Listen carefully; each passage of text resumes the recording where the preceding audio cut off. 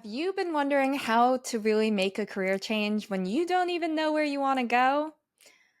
Hi, I'm Jessica, your career transition coach, and welcome to Permission to Flow. This episode is going to be the ultimate guide to changing careers.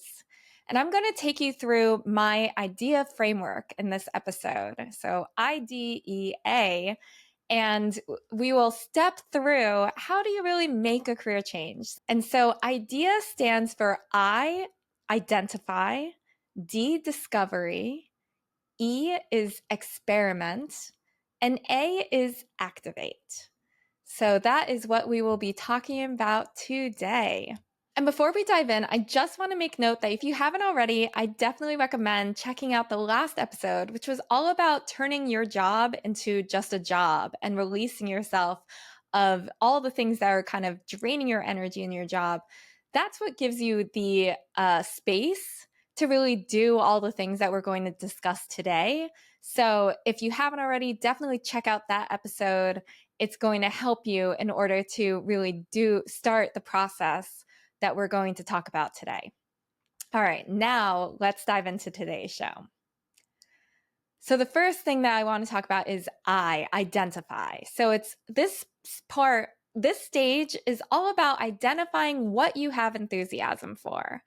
There are so many ways to do this. You can look at reconnecting with creative joys that you had from childhood. You can ask friends and family what you see as your strengths and talents are.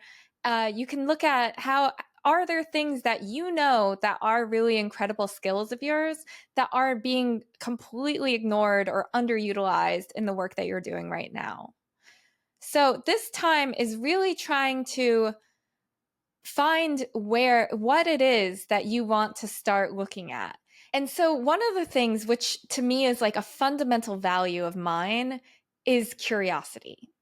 How can you follow your curiosity?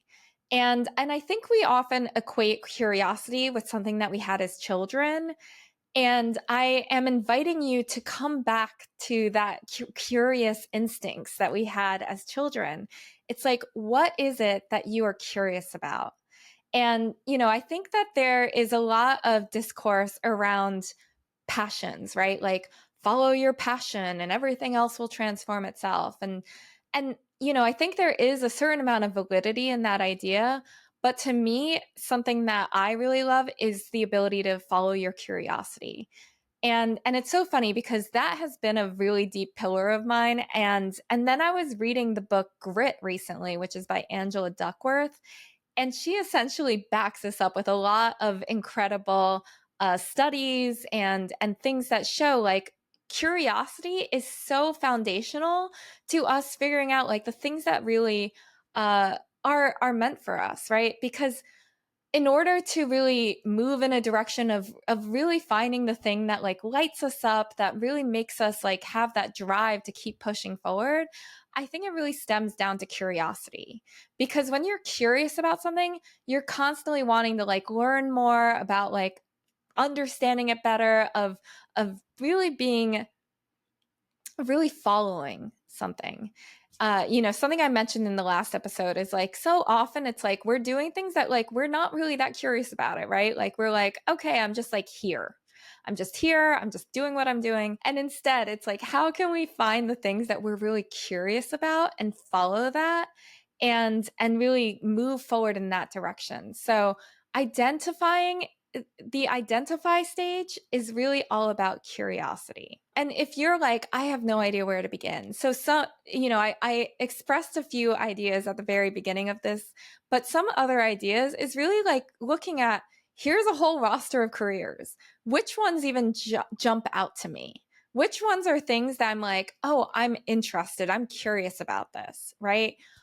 You can go to a bookstore. You can go, what are the books that are calling my name? What are things that I am like, oh, they're jumping out at me, right? Who are people that are inspirations of yours? What are the things, why are they inspiring to you? I like to think of it as like, there's all these things out there, but it's like we are naturally kind of attracted to certain ones, right? We are naturally going to go, oh, I'm interested in this thing. I'm curious about it. And so this stage is really all about finding those things that kind of spark that little intrigue, right? That make us go, oh, I am so curious how that person did that. I'm so curious, like, how one can do that. Those are the things that we want to be making note of and going, oh, let me look into that more. So just taking note. And it's okay if you have multiple things at this stage. Like, that's kind of what we want, right? Like, I want you to go, oh, I've identified all these different things that have potential, and we're going to start there. So I've given you a lot of different ideas, and in the future we'll dive into some of them and how to really do some of these ideas that I shared with you. But that this is the first stage, identify. Okay, next is discovery. D for discovery. So at this stage, it's really assessing these options. So we've identified things that we're curious and interested in, and now we want to go through a discovery phase. And in this phase, it's really about a lot about like assessing ourselves. There's a lot of like introspection at this stage of really, and it's also just a lot of research, right? So really understanding what do these things look like? What would it take to really move into these things? And really determining, like, does that suit me, right? If this is something where it's like, well, I'm intrigued by this idea, but in order to do it, it's going to require like 10 years of schooling, and that's not something I'm really game for. Well, then maybe that's not an option that you really want to be exploring. I want to remind you though, there are a million ways to like kind of get to the same destination. And so it can be also exploring like what are really the different pathways to get into this thing. It's possible that like maybe a lot of people like get a PhD in this one field, but there's plenty of other people that don't. Well, does that suit you? Is it possible that like you would be fulfilled becoming like a practitioner, but not like an advanced mastery level of whatever that thing is? And so it's really kind of assessing and sussing out like, how do these options really work for me? And are they things that I really want to further explore? And I also want to say, like, it's when I was talking about the introspection. So we really want to take some time and assess, like, what is the lifestyle I want to be crafting for myself? Do I want to be an entrepreneur? Do I want to be really working for someone else? What does financial viability look like for me? And really just understanding like what it is that we really want for ourselves is an important part of the discovery phase. So it's both like understanding the options that we're looking at, and it's having a deeper understanding of ourselves. And then from there, of assessing ourselves and assessing our options, it's really understanding like, could these be a potential fit?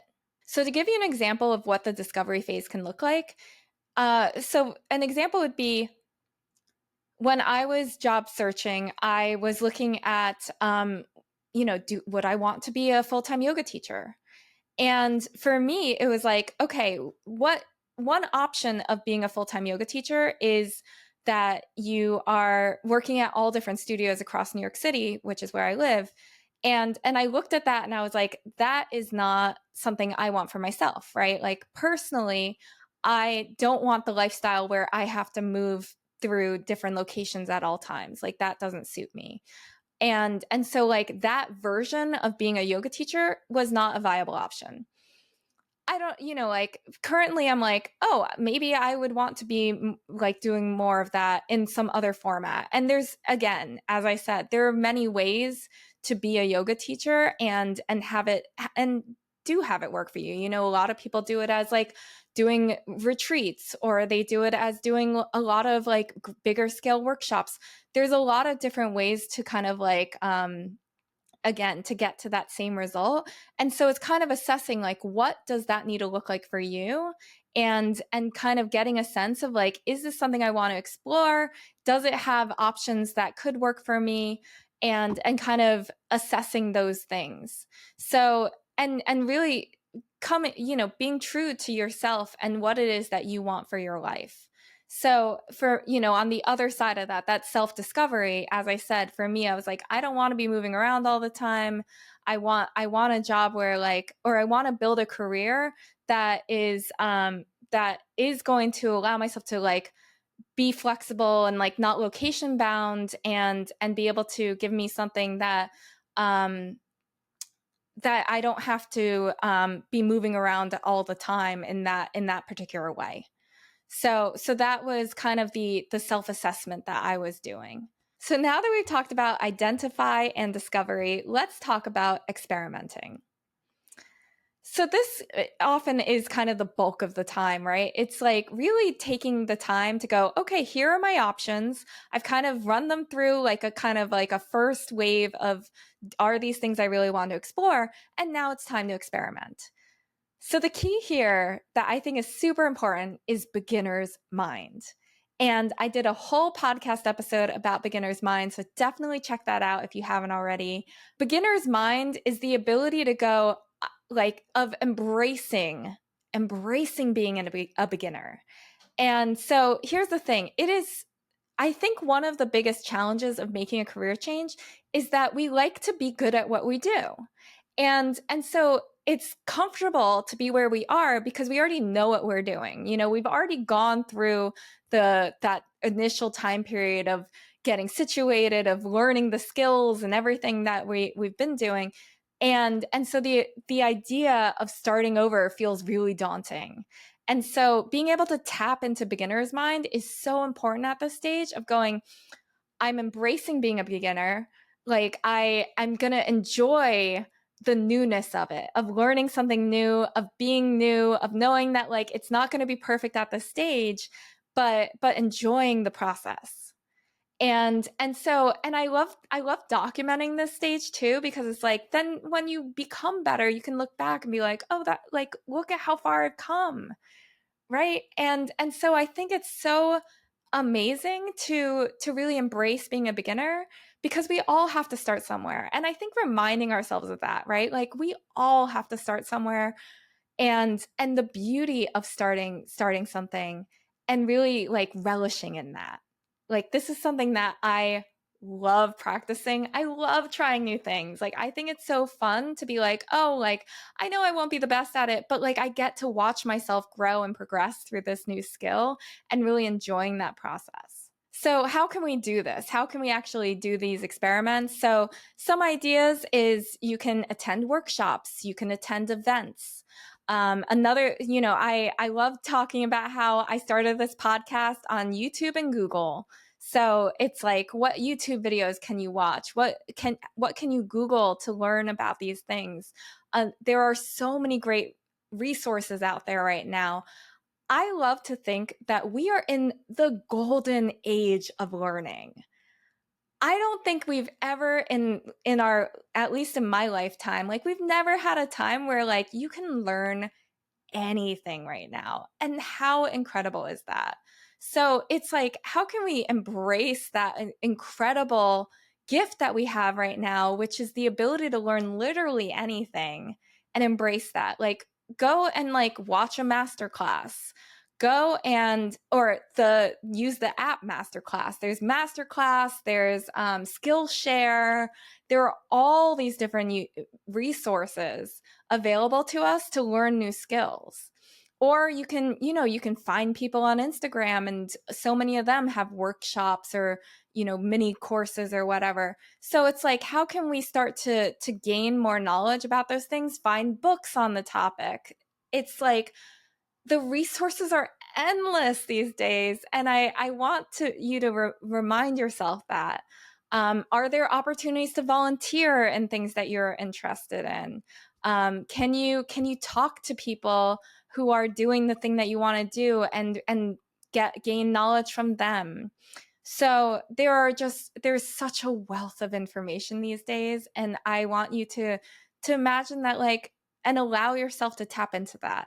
Go into your beginner's mind, have fun with it. And I think that this is something that is so important through this whole entire process. how can we have more fun with it? And, something that I think is such a pillar to everything that I do and the way that I looked at doing this career change of doing everything, and that I really instill in my clients is like bringing forth that inner child of allowing ourselves to have fun, to play, to really be a child, be with all these things. It's so funny because I think after when we get into like our 20s, we're like, we gotta be serious, we gotta be like adults now. And I'm like, I don't know. It's funny. I feel like I spent my 20s like trying to be an adult and like be serious. And then when I hit 30, I was like, I'm like going the opposite direction where I'm like, how can I be more playful and be more fun and be more of a like bring out that inner child more. And let me tell you, I love being in this space a lot more than being in that serious adult mode. It is way more enjoyable. So really embrace that feeling of like, how can I have more playfulness and more fun in what I'm doing? And you never know where it's going to take you. Okay. So, and then along those lines, something that I want to say around experimenting is like, what if you could also give yourself a little project? And, I was talking to my friend the other day, he's a musician, about, and I bet you he's going to listen to this and then tell me that he's like, oh, this was a conversation you were having with me. It was. But yeah, so we were talking about this idea of deadlines, and especially if you're doing something more creative, deadlines are your friend. And so it's like, how can you give yourself a little project with a deadline and see how that feels, right? Like, let me imagine myself like in this profession, needing to in this new career and be like, okay, I by the end of the month I have to do this thing and see how it goes, right? Like, give yourself like a small writing project. Give yourself the like to write a certain number of poems, to create this thing, to build that workshop, whatever it is. Give yourself in this stage a little project to see how it feels when you have that deadline to really be able to do this thing. And deadlines, like, I think we often can like kind of wrap them up with a lot of stress and anxiety. But instead, like, it's like allowing your deadline to be like, oh, this is just like helping me. It's helping me spur myself on. It's helping me move forward. And at the end of it, you're going to have that such a great feeling of completion. And it's like, all right, this is just a test. So if you need to move that deadline a little bit, like, fine, but allow it to give yourself this kind of framework of seeing how that feels and allow it to be an experiment, right? So maybe you gave yourself too short of a timeline. And the next time you're like, all right, instead of 2 weeks, I got to give myself 3 weeks, see how that feels. Right. So we're playing. We're playing and we're being flexible, but we're like trying things on, seeing how they feel. So now that we've talked about identify, discovery, and experiment, let's get to the fourth part of our idea framework, which is activate. Activate is really activating your new career. So after you've gone through the experiment and you've really honed in on what you really want to be doing, it's time to activate. And at this stage, it is really moving yourself forward into your creative career. So it is, how can you and granted, this is going to look different ways for everyone. So depending on whether you are like, I'm going full force into this, like I'm like cutting off where I was before, or if you're someone that's going like, I'm building this on the side of my 9 to 5. Either way, like you can take in this idea. So for this stage, it's really about how can we shift ourselves and our mindset towards the thing that we're building, right? It's in the last episode, I talked about like making it the center of your universe, right? So your new creative career is the center of your universe, and it's like you're crafting everything around it. So how can you build new routines around this? How can you build the lifestyle and start moving yourself in that direction? How can you start moving your energy so that more of it's getting poured into your creative career?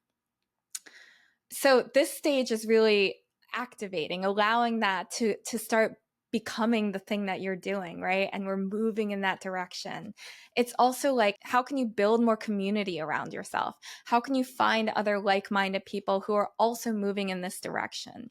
How can you really surround yourself with the people that are doing something similar to you? So important. Another really important part of this is really being able to communicate this to the people around you.